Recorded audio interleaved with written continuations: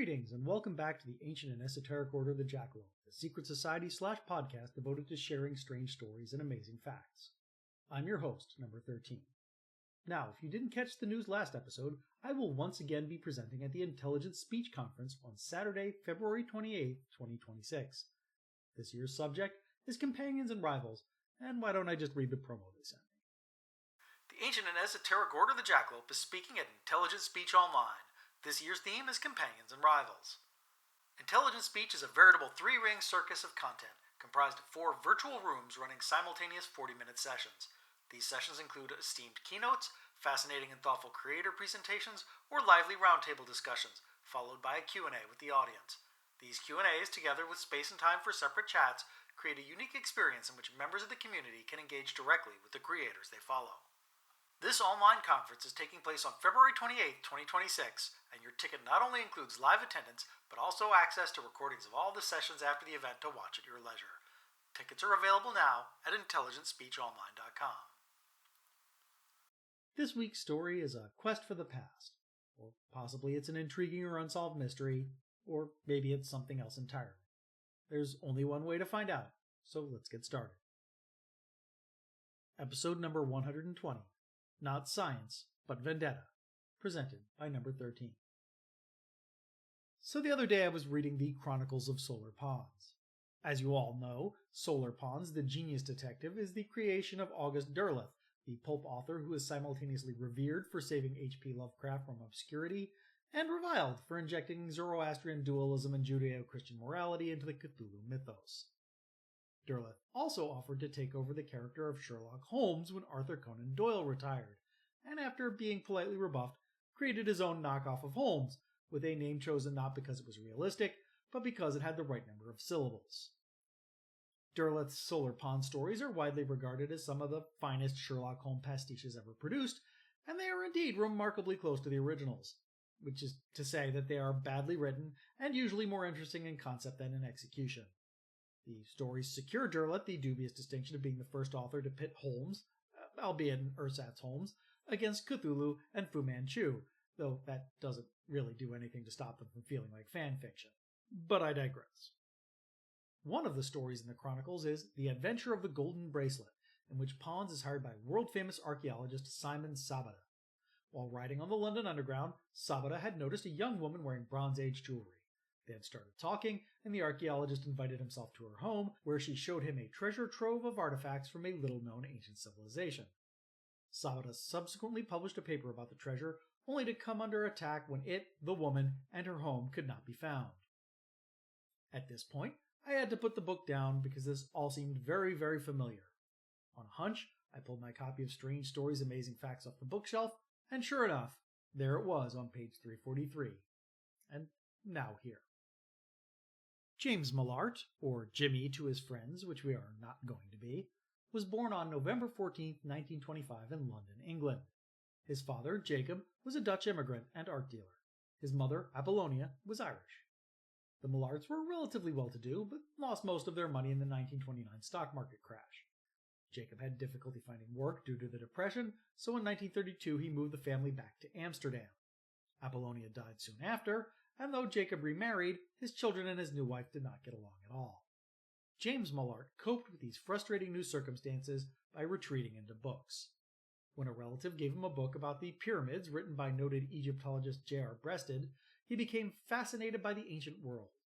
The precocious child threw himself into his studies, purportedly teaching himself to read ancient Greek, Latin, and Egyptian hieroglyphics. When the Nazis invaded the Netherlands in May 1940, Jacob pulled some strings to keep his son out of the slave labor camps, then found him a job at the National Museum of Antiquities in Leiden. James spent the next few years trying to reconstruct whole pots from piles of potsherds. When the Allies liberated the Netherlands in 1944, James Mellaart briefly worked for them as an interpreter. After the war, he attempted to resume his studies in Leiden, but found the occupation had made everyday life very complicated and uncomfortable.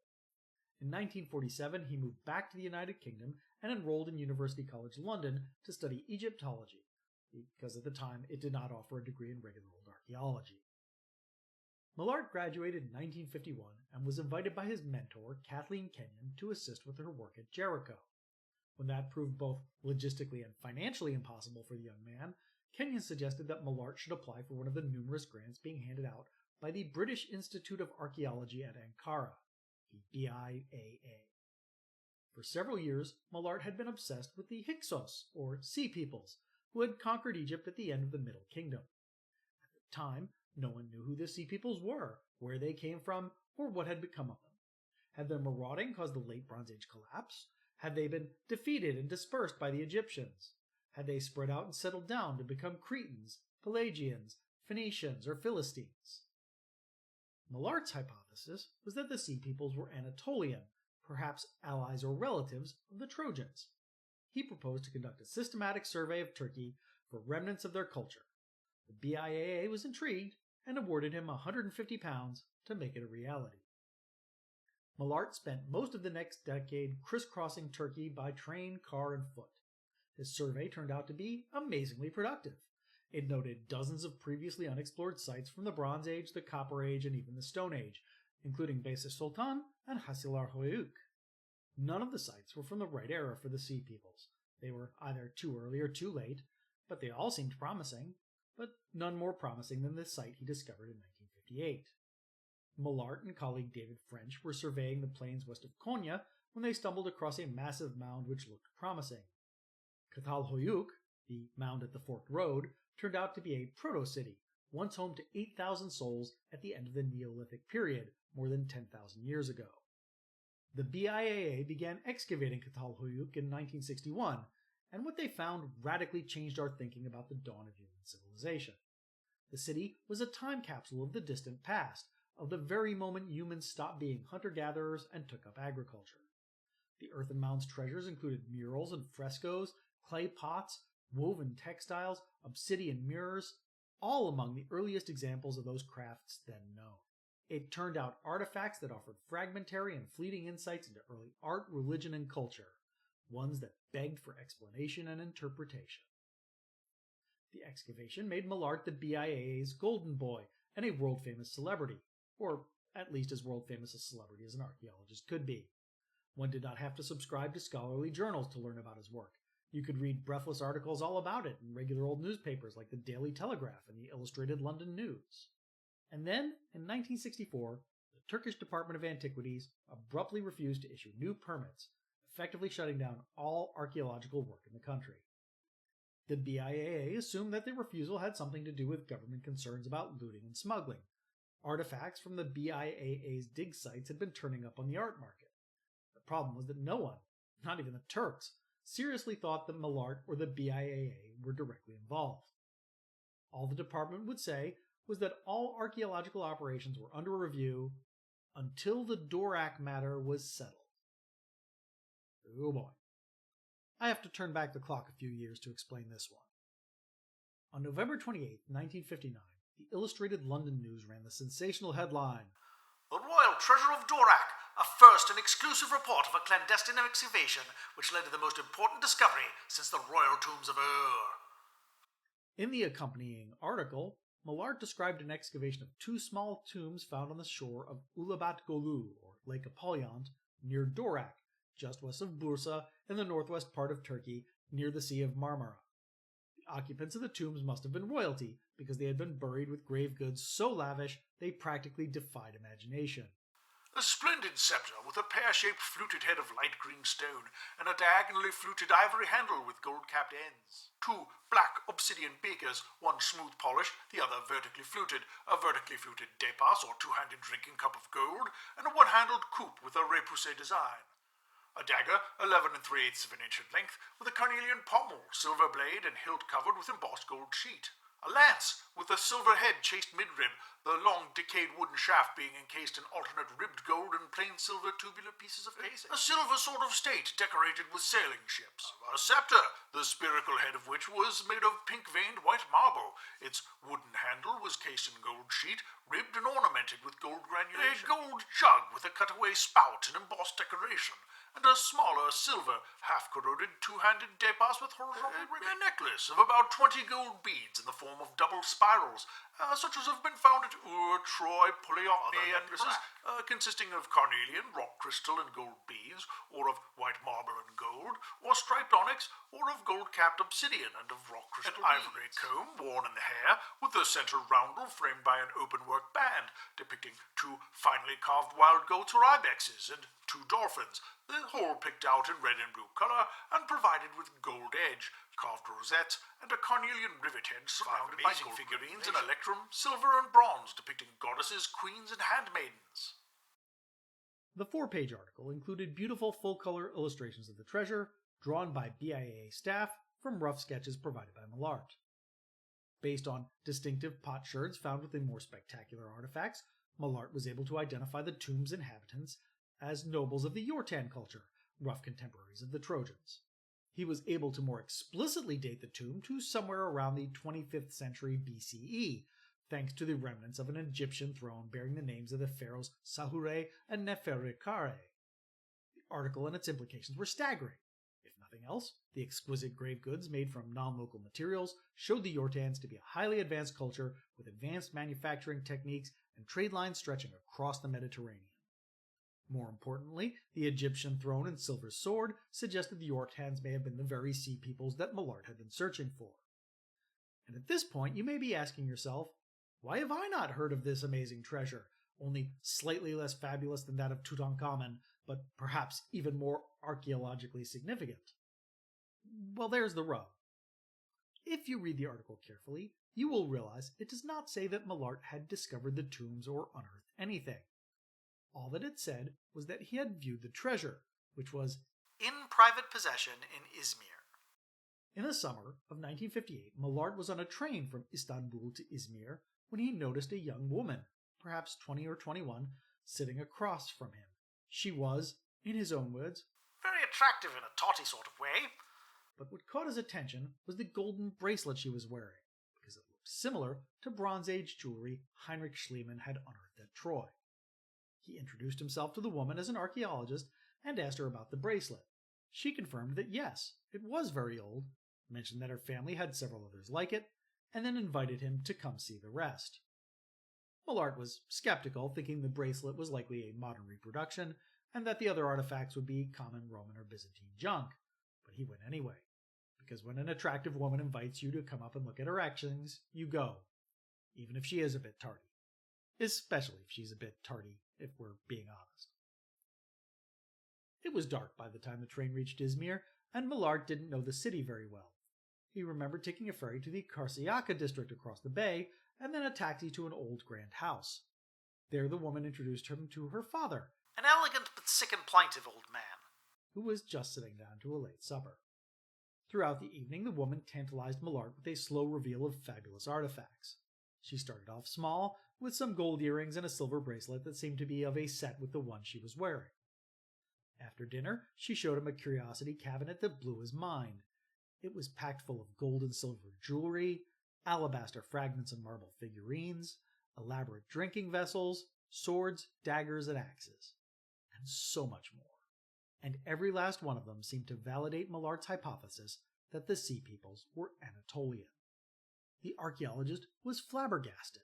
He asked where these artifacts had come from, and was told that they had been illegally excavated from a tomb near Dorak during the Greco-Turkish War of 1912 to 1922.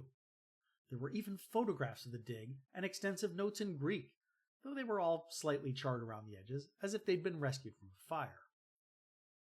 Mellaart was convinced he had stumbled across something huge. He needed to document it so he could show others, but had left his camera at home. He asked if he could go fetch it and return in a few days. She refused, but allowed him to stay as a guest for the next 3 days so he could sketch the artifacts and transcribe and translate the dig notes. When the long weekend came to an end, Mellaart asked for permission to write about the treasure.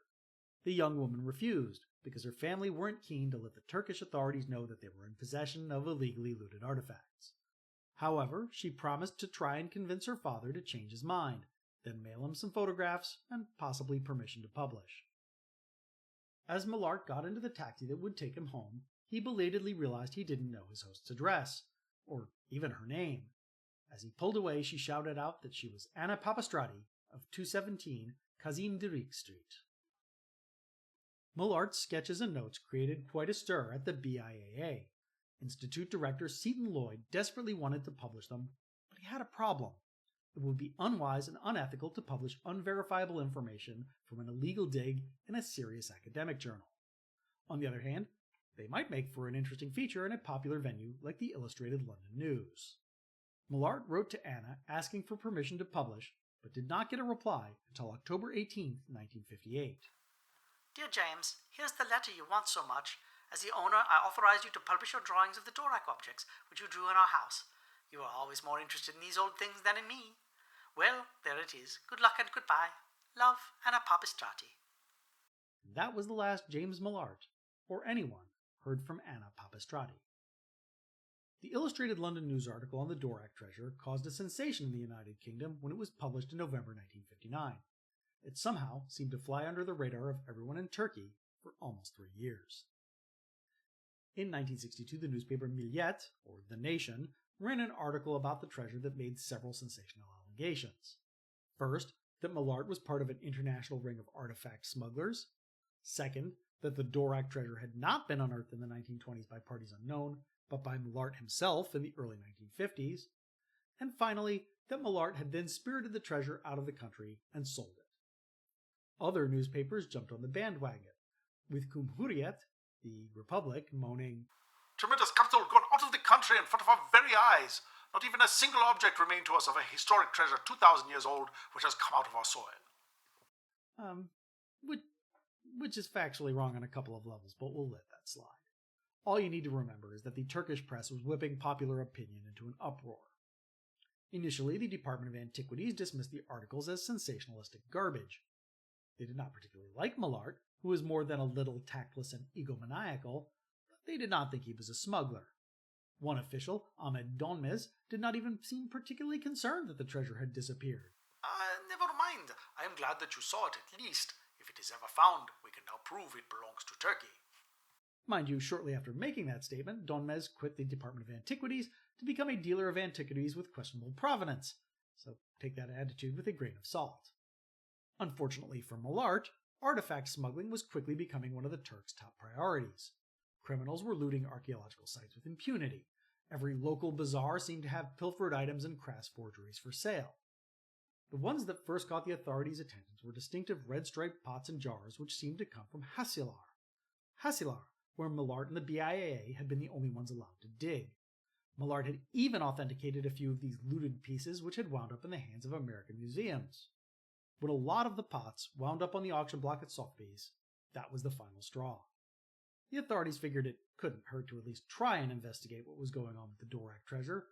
They referred the matter to the secret police, who didn't find anything damning, but they did find a lot that was concerning. Let's start with the most serious allegations, that Mellaart had looted the treasure himself. Villagers in Bursa and Dorak had made statements to Milliyet implying that they had seen two foreigners, a man and a woman, digging in the hills outside of town in the early 1950s. Fortunately, Mellaart's movements were pretty well documented, so it couldn't have been him. It later turned out the unknown duo were members of the Turkish parliament looking for mineral deposits to exploit.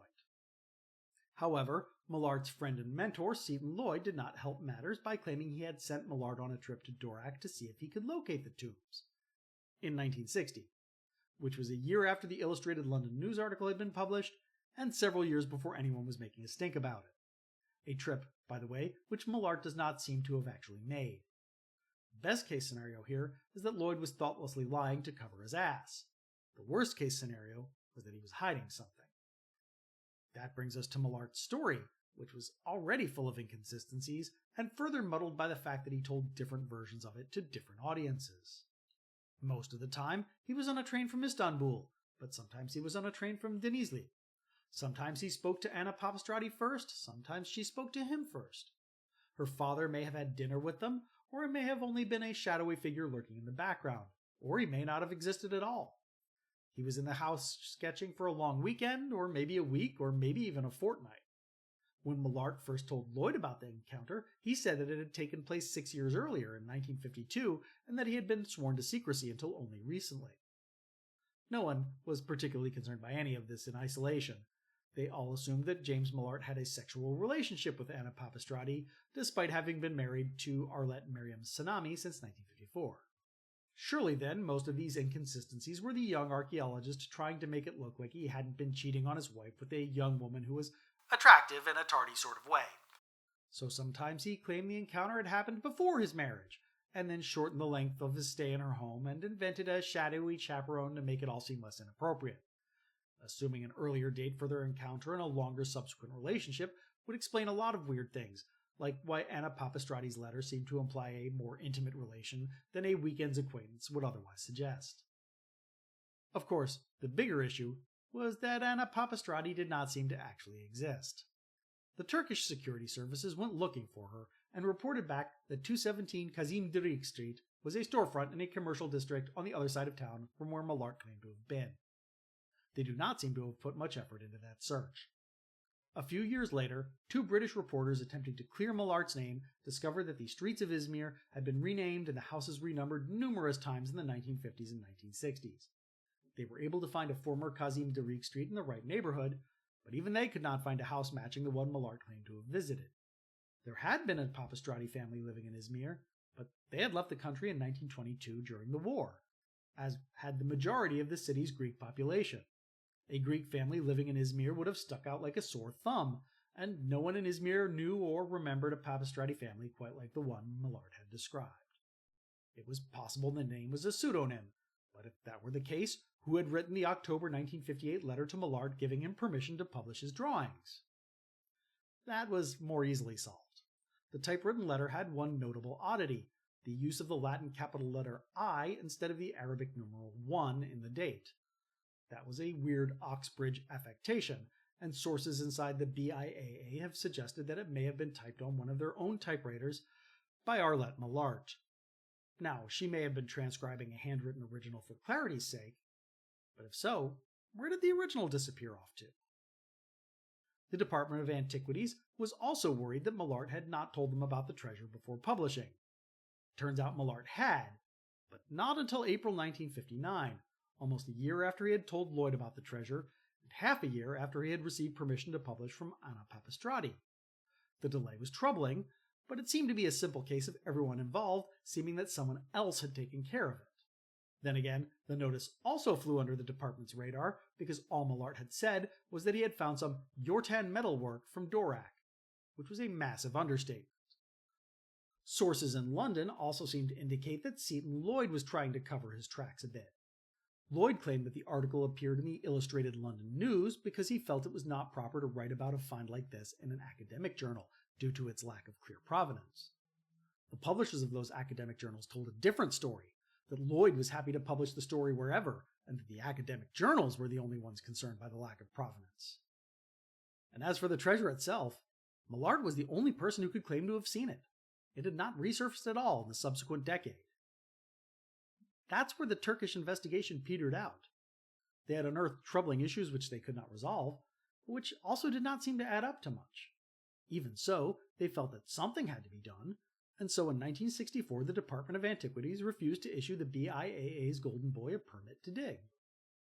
British diplomats indignantly suggested that the whole affair was a matter of jealousy, that the Turks were striking out because they were upset that all the important archaeological work in their country was being done by foreigners, and also downplaying the idea that the Turks might not be happy that Western Europeans had been stealing their cultural heritage for their stodgy, overstuffed museums for hundreds of years.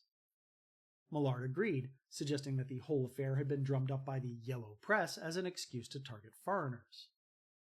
Other archaeologists were a bit more sanguine, suggesting that while Mellaart was no criminal, he had been playing fast and loose with the rules for years and was finally suffering consequences for his misdeeds. BIAA fellow Charles Burney once vented, "He's unbelievably tactless. He's never had to face up to life as 99.9% of the population has. He's never had to come into contact with the realities. There's a delicate balance between proof and suspicion. He has been made a victim, it is true, but possibly he has provoked himself to be a victim. There is no doubt about it. It is a tragedy. I find the whole thing distressing.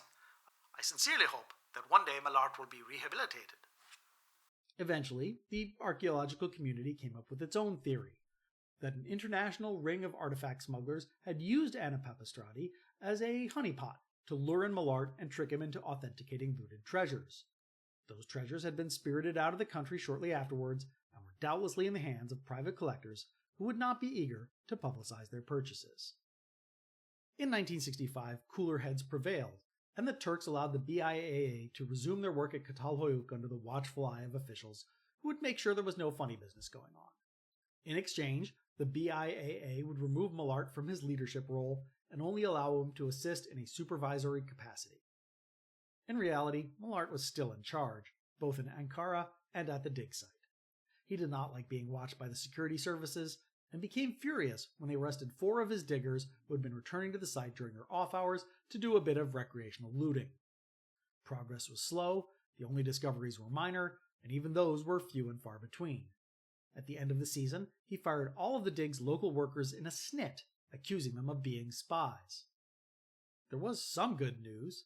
In the fall of 1965, the Turkish parliament passed a general amnesty for any looting that had taken place before 1960. Since the alleged looting of the Dorak tombs had taken place in the 1920s, and Mellaart's involvement with the treasure had taken place in the 1950s, he was finally off the hook. Until that stupid newsletter. The Royal Ontario Museum in Toronto, Canada, had been a big supporter of Mellaart's work at Çatalhöyük, and had asked him for an update about his progress that they could run in their monthly newsletter. Mellaart responded by dashing off a quick memo venting his frustrations. A change of the Director General of Antiquities allowed certain xenophobic elements, aided by the gutter press and the Cyprus crisis of 1965, to put strong pressure to bear on the department, and through envy and jealousy, our application for a dig permit in Çatalhöyük was refused. In 1965, we had not less than 5 people to spy on us, 2 servants planted on us as agents provocateurs, and a museum guard on the site with the manners of a Gestapo man. The museum printed the letter verbatim in the February 1966 issue of their newsletter. This time, it did not take 3 years for the Turks to find out about something problematic Mellaart had written. The Turks went right to the BIAA and let them know that they need not bother applying for dig permits this year, or for any year in the foreseeable future. Mellaart was furious, claiming that he had never intended his letter to be public and that this was all the museum's fault for publishing it verbatim, which was a stupid lie because the museum had specifically asked him to provide an update for publication. If he had thought that his impolitic comments would have been edited out, or maybe hoped that they wouldn't get back to the Turks, that's 100% on him. Personally, I can't help but think about what Charles Burney had said earlier about Jimmy finally having to face the consequences of his actions. The BIAA cut their ties with Mellaart to save face, but it was too late. The Turks wound up booting most foreign archaeologists out of the country for an entire generation. Work at Çatalhöyük did not resume until 1993. As for Mellaart himself, he returned to the United Kingdom and became a lecturer in archaeology at the University of London. He never went on another dig, but continued to publish and kept working on a massive 60,000-word monograph on the Dorak treasure. He retired from full-time teaching in 1991, retired completely in 2005, and passed away in 2012. Obituaries painted him as a great man, laid low by Turkish xenophobia and interdisciplinary rivalries. But what of the Dorak treasure? The treasure was problematic from the start. The lack of provenance and the sketchy dig notes made it almost completely useless archaeologically. But almost useless is not completely useless. If the artifacts themselves could be studied, we could learn from them. Even photographs of the artifacts might be able to tell us something. Of course, no one has seen the Dorak treasure in over 65 years. The artifacts have not materialized at auctions. No new photographs and drawings have emerged. Even international art smugglers seem to know nothing about it. And that's a huge problem. The treasure implies the existence of a hitherto unknown, massive seafaring Bronze Age civilization with extensive trade routes.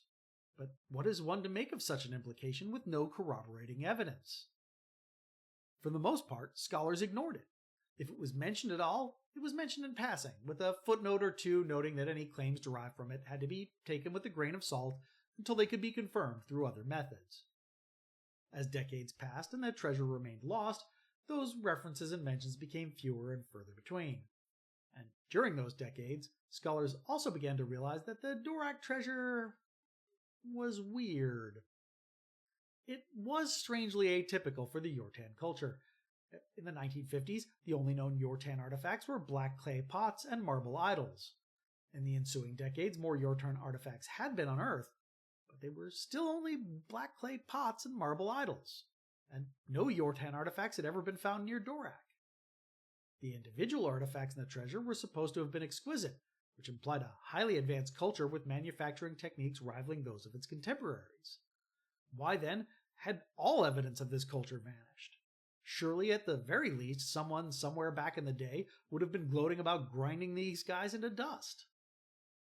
Many of the artifacts were supposedly made of materials that were not local: lapis lazuli, rock crystal, carnelian, amber, ivory, and more. That might mean the Yortans had an extensive empire. It might mean they were raiders or pirates who had plundered the eastern Mediterranean. Or it could mean that they were master traders conducting commerce far beyond their borders. Or it could imply that the treasure was not a contiguous find as Mellaart had assumed, but a collection of unrelated artifacts thrown together at some later date, possibly even in the modern era. That would certainly explain the Egyptian throne. To Mellaart, this was the key to the entire treasure, because the cartouche containing the name of the pharaoh Sahure enabled him to provide a date for the other artifacts. But why was the throne even there? Was it plunder? Was it a gift? Had it been planted to throw Mellaart off the track, to make the other artifacts more saleable by making them seem older than they actually were?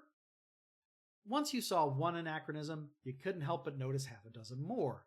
Sahure's cartouche is surprisingly verbose, including a number of titles that are not found in other inscriptions, not even those found at his own funerary temple. The Egyptian barks depicted on the Silver Sword of State seem to come from a later era than the throne. The use of amber in the jewelry is atypical for the era. At first, scholars just shrugged their shoulders and sighed, "Dorak's Dorak." But as the observations compounded, opinion began to shift. Some began to wonder if the Dorak treasure was not a contiguous hoard, but a dealer's bag of assorted unrelated artifacts. Of course, the dig notes Mellaart had tried to translate claimed otherwise. They had also been singed. Was that because they had been in a fire? Dorak had been close to the front lines during the Turco-Greek War. Of course, that same proximity to the front lines would have made it a terrible place for a clandestine dig.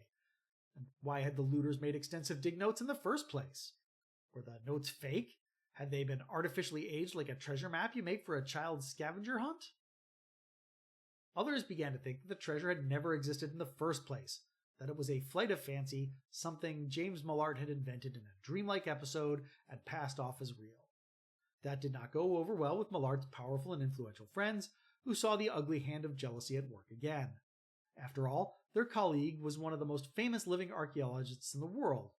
What motive would he possibly have for lying? But what if James Mellaart had always been a liar? Mellaart always insisted that he was Scottish, not Dutch, that Mellaart was a corruption of Maclarty, supposedly a subclan of the MacDonalds that had moved to Holland at one point. He stopped making this claim in the early 2000s, not coincidentally about the time that online archives made it easier than ever to do genealogical research. But you can't get too angry at someone for repeating the dubious family stories they were told as a child.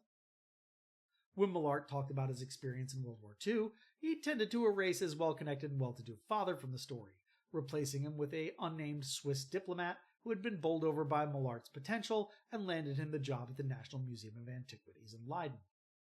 Okay, so he liked to punch up his stories. That seems pretty harmless. It doesn't prove anything.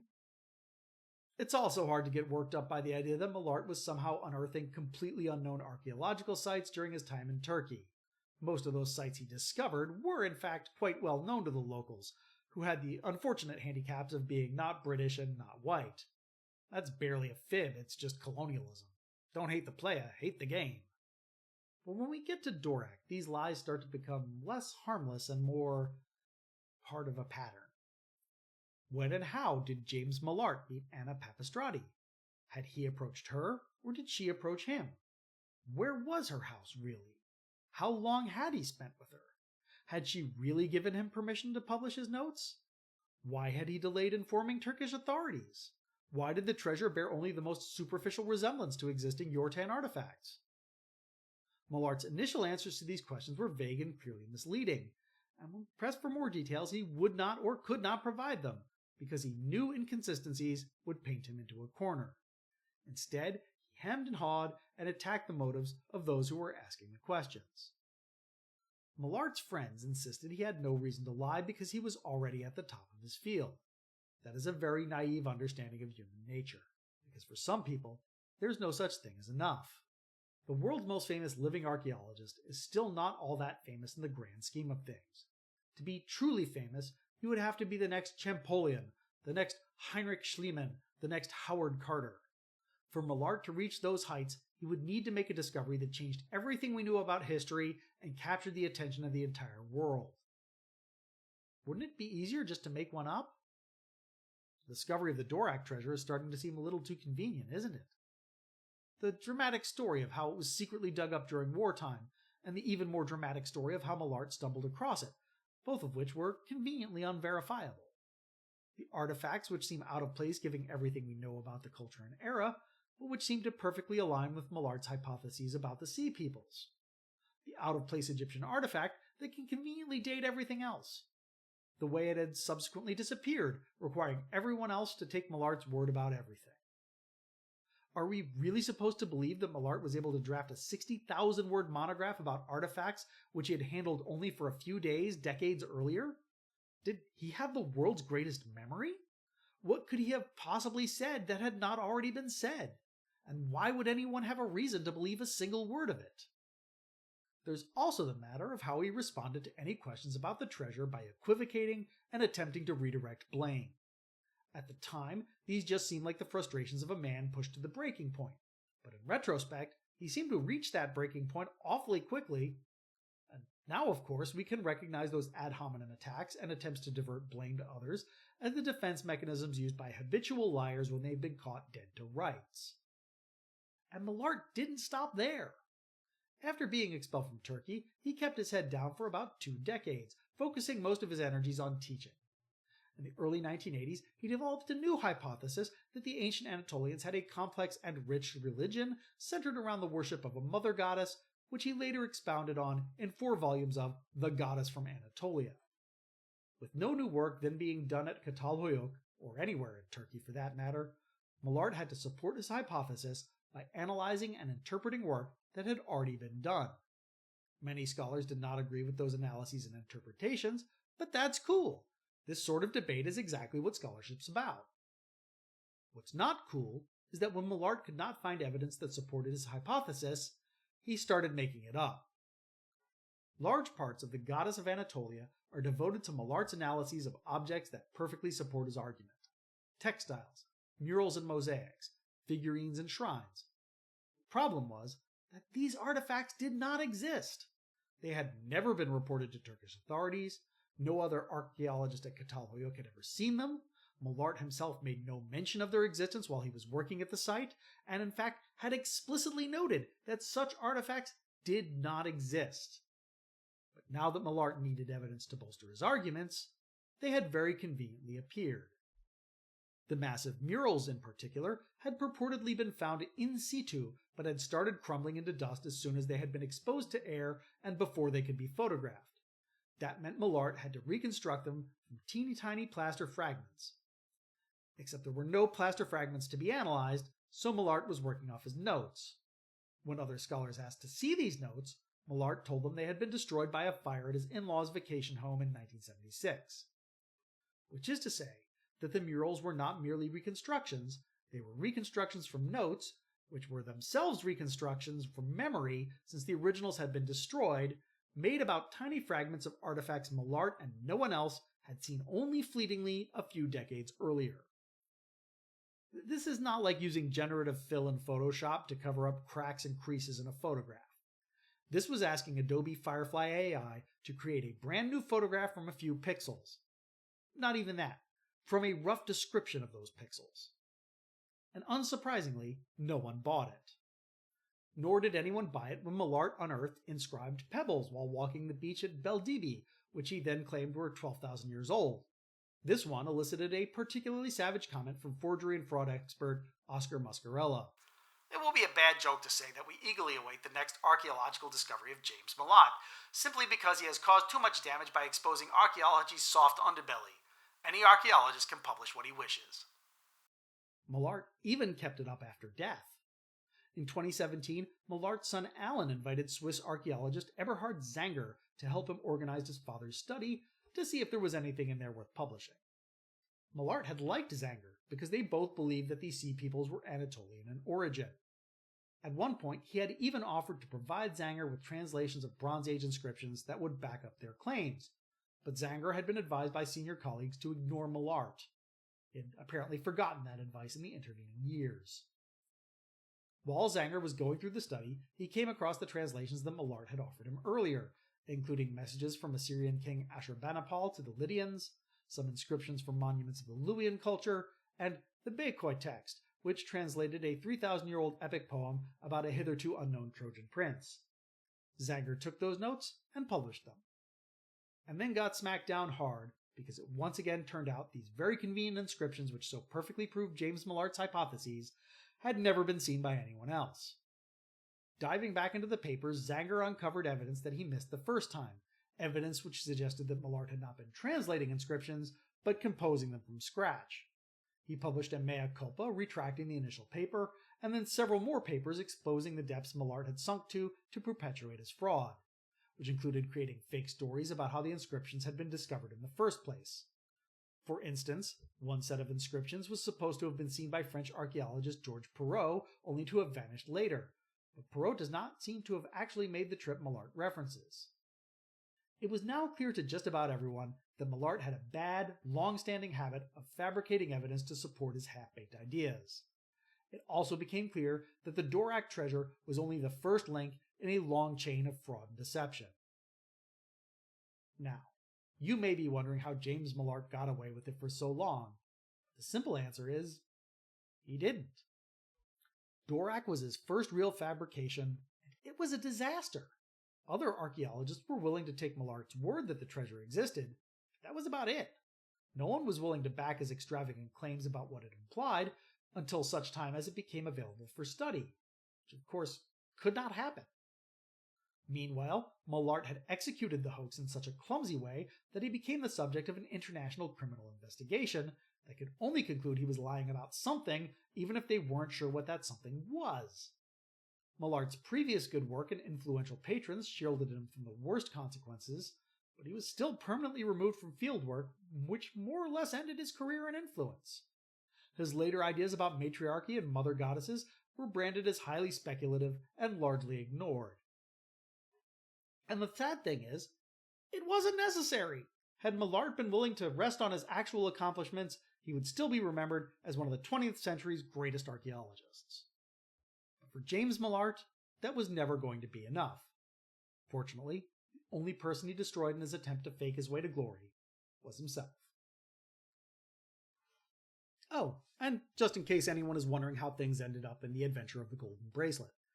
Turns out, it was all a trap for Simon Sabata, arranged by a former rival whose career he had casually destroyed. In the end, Solar Pawns satisfies both his contract and justice by returning the treasure to Sabata in a way that makes the archaeologist seem guilty of smuggling, which effectively destroys his career. "Seldom is revenge so sweet," said Pons at our next meeting. "Nathaniel Coram must be hugging himself with glee. Sabata's ruin was inherent in his nature, and Coram knew how to draw it out." Key sources for this episode include Kenneth Pearson and Patricia Connor's The Dorak Affair, Michael Balter's The Goddess and the Bull, numerous articles by Susan Mazur, and several academic papers by Eberhard Zangger. And, if you're curious, this episode's title comes from a quote by Sir Mortimer Wheeler, "Archaeology is not a science, but a vendetta," which was used to open Pearson and Connor's book. For a complete list of sources and a transcript of this episode, visit our website at orderofthejackalope.com. That's orderofthejackalope.com with hyphens between the words. Connections! Over the years, we have covered several stories that also appear in Strange Stories Amazing Facts. I would list them all, but we'd be here all day, so just pop over to our website for the full list. It's hard not to draw parallels between James Mellaart and Lewis Dawson, the serial forger behind the Piltdown Man hoax from the episode Dawson's Creek. Mellaart at least has real accomplishments to his name, though I'm not sure whether that makes his hoaxing better or worse. No correspondence or connections right now. I'm recording this too close to the last episode. But if you have any corrections or comments, please reach out to us at jackalope@orderofthejackalope.com or drop us a line on social media. We can be found at orderofthejackalope.com on Blue Sky or at orderjackalope on Reddit, Tumblr, and YouTube. We also have a Discord, link in the show notes. And that's all for now. We'll be back in a few weeks, and until then, remember, that which is least known is best to know. Good night. This episode was produced by David White for the Ancient and Esoteric Order of the Jackalope and is released under a Creative Commons Attribution Non-Commercial Share-alike 4.0 International License. All rights reserved, all wrongs reversed.